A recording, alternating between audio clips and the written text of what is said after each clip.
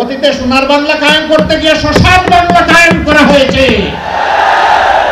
5 August থেকে শুরু করে আজকে এই 22 ফেব্রুয়ারি পর্যন্ত এই সামান্য পরিক্রমায় কোথাও আপনি দেখবেন না ইসলামী দলের কোন লোক এখন জাতির উপরে জুলুম করছে, চাঁদাবাজি করছে, দখলদারির সাথে জড়ায় গেছে।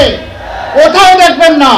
তার একমাত্র কারণ তারা কোরআনকে সম্মান করেন এবং বুকে ধারণ করেন। ভয় দেখানো হয় যে ইসলামী রাষ্ট্র হলে মহিলাদেরকে ঘরের ভিতর থেকে আর বাইর হইতে দেওয়া যাবে না।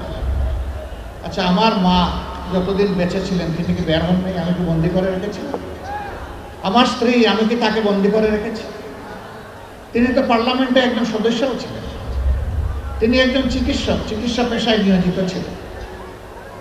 আমার 2 মেয়ে 1 ছেলে আল্লাহর দান, তারাও চিকিৎসক, তারাও তো তাদের স্ব ক্ষেত্রে জাতিকে সেবা দিচ্ছে। তো কই, আমি তো বন্দি করে রাখলাম না তালা দিয়ে। আমার মাকে, আমার স্ত্রীকে, আমার সন্ততিদেরকে আমি যদি এইভাবে তাদের অধিকারের জায়গাটা তাদের হাতে তুলে দেওয়ার পক্ষে থাকি, আমি কথা দিচ্ছি ইসলামের দেশ হলে এদেশের শাসকেরা সেই অধিকার আমাদের মায়েদের হাতে তুলে দেবেন ইনশাআল্লাহ। বাড়তি 2টা জিনিস তারা ভোগ করবেন। এখন যে 2টার কোনোটাই নাই। একটি হচ্ছে সামাজিক নিরাপত্তা, আর একটি হচ্ছে তাদের মর্যাদা। ইনশাআল্লাহ সেই 2টাও সেদিন তারা ভোগ করবেন এবং নিজেকে বাংলাদেশের একজন নাগরিক হিসাবে পরিচয় দিয়ে তারা গর্ববোধ করবে। সেই বাংলাদেশি কোরআনের আলোকে তৈরি হবে ইনশাআল্লাহ। এখন আমরা যারা বলি যে কোরআন এক জিনিস, রাজনীতি আর এক জিনিস, না ভাই, এটা ঠিক না। দুনিয়ার সর্বশ্রেষ্ঠ রাষ্ট্র ছিল মদিনা কেন্দ্রিক রাষ্ট্র। সর্বশ্রেষ্ঠ শাসক ছিলেন মুহাম্মদুর রাসূলুল্লাহ সাল্লাল্লাহু আলাইহি সাল্লাম। তিনি একটা আদর্শের ভিত্তিতে শাসন করেছেন। সেই আদর্শটা কি? আল কোরআনের আদর্শ, ইসলামের আদর্শ, আল্লাহর দেওয়া আদর্শ। তাহলে তিনি যে আদর্শে দেশ শাসন করার কারণে একটি জাহিলি সমাজ পরিবর্তন হয়ে সোনালী সমাজ হয়ে গেল, সেই আদর্শকে যদি আমরা আবার আমাদের সমাজে গ্রহণ করে নেই, তাহলে বাংলাদেশের এই সমাজও ইনশাআল্লাহ সোনালী সমাজে পরিণত হবে। অতীতে সোনার বাংলা কায়েম করতে গিয়ে শ্মশান বাংলা কায়েম করা হয়েছে।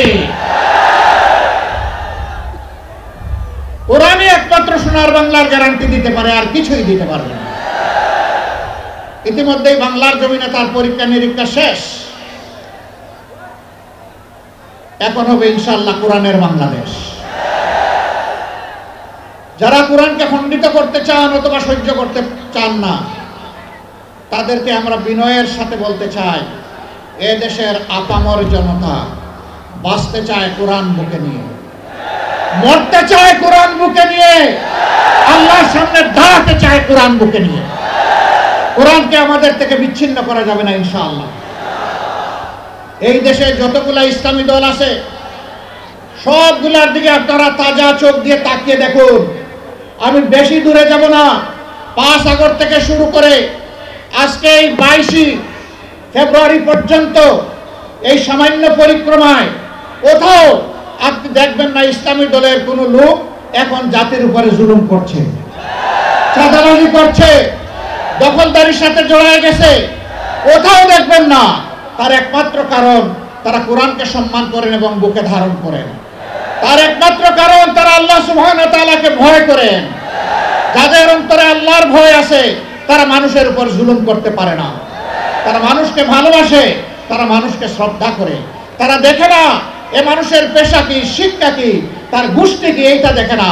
দেখে সে আল্লাহর সৃষ্টি আশরাফুল মাখলুকাত। আল্লাহ যাকে সভাপতি দান করেছেন, আমার দায়িত্ব তাকে সম্মান করা। আমরা মানুষকে ছোট হিসাবে দেখি না কাউকে, আমরা সমস্ত মানুষকে দেখি আল্লাহর শ্রেষ্ঠ জীব হিসাবে। লক্ষ্মীপুর আইডিয়াল আলিম মাদ্রাসা জাগতিক ও নৈতিক ইসলামী শিক্ষার সমন্বয়ে আপনার সন্তানকে সৎ, যোগ্য, আলেমে দ্বীন ও দেশপ্রেমিক সুনাগরিক হিসেবে গড়ে তোলার অঙ্গীকার নিয়ে লক্ষ্মীপুর আইডিয়াল আলিম মাদ্রাসা আছে আপনার পাশে।